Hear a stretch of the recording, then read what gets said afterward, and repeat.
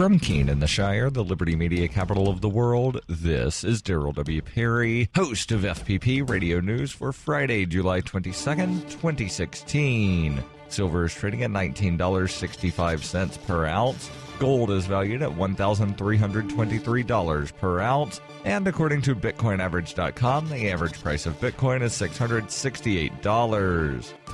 Antiwar.com reports Turkey has informed the world that they intend a temporary suspension of their obligations under the European Convention on Human Rights, with Deputy Prime Minister Numan Kurtulmuş saying the nation is following France's example as they did the same thing in November. The suspension is related to the parliament's vote in favor of imposing a 3-month state of emergency. Under the Turkish constitution, the state of emergency can only violate human rights law to the extent that it does not also violate international treaties. The European Convention on Human Rights allows for temporary suspensions in time of war or other public emergencies, though Kurtulmuş says this will only be related to post-coup measures and that normal daily life will not be affected nationwide, at least no more than the nationwide purge already has. Since Friday night's coup failure, Turkey has arrested 9,000 people and sacked some 50,000, including entire industries. All academics are barred from leaving the country now as part of the crackdown. The European Convention on Human Rights bans a broad number of violations, including torture, slavery, and summary executions. It also bars governments from broadly restricting freedom of speech and freedom of association.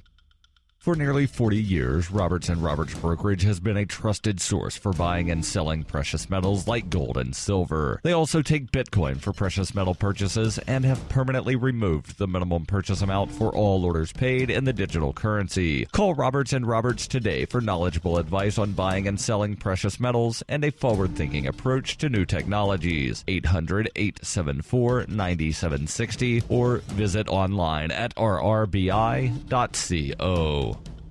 UPI reports the top illegal file-sharing site for music, TV, and movies in the world has been shut down by the U.S. federal government. Kickass Torrents, an international site where millions of people have shared copyrighted material for free, was run by a 30-year-old Ukrainian, Artem Volin, who was arrested Wednesday in Poland. The bust represents a major effort by U.S. law enforcement agencies to crack down on piracy after years of growing pressure by the country's biggest entertainment companies. The criminal complaint alleges investigators tracked Volin down through legal iTunes purchases he made in July and December of 2015, then through his site's Facebook page. Feds also traced him through his email account he used for those purchases. In the complaint, Kickass Torrents is said to be the 69th most visited site on the entire internet, with an average of 50 million visitors per month. And despite being a hub for illegal trade of copyrighted material, the site allegedly made between $12.5 and $22.3 million from advertising.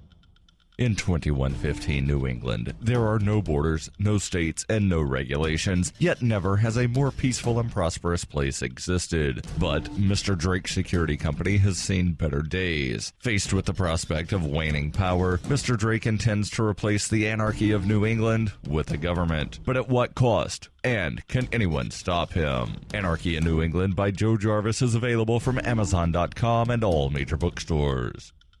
Reuters reports a federal judge on Thursday temporarily suspended a Michigan law that abolished straight-ticket voting, the practice of using one mark to vote for all candidates from one party that was going to take effect in the November general election. U.S. District Court Eastern District of Michigan Judge Gershwin Drain granted a preliminary injunction sought by the civil rights and labor groups who sued Secretary of State Ruth Johnson, arguing the law would keep African Americans from voting. In his ruling, Drain cited a report by Kurt Metzger, regional information specialist with the U.S. Census Bureau, that found that minority voters are more likely to use straight-party voting. The Michigan law is among a number of state voting rules that have been fought in the courts ahead of the November election, along with stricter voter identification laws in some states and laws on voting rights of felons in others. In January, Michigan Governor Rick Snyder signed into law a bill passed by the legislature to eliminate straight-party voting. Proponents of the law say most states have moved away from the straight-ticket voting option. Removing the option urges voters to study candidates and encourages voters to make decisions based on criteria other than party affiliation. Drain said the plaintiffs are likely to win their claim that the law violates the 1965 Voting Rights Act because the law reduces voting opportunities for African Americans in the state.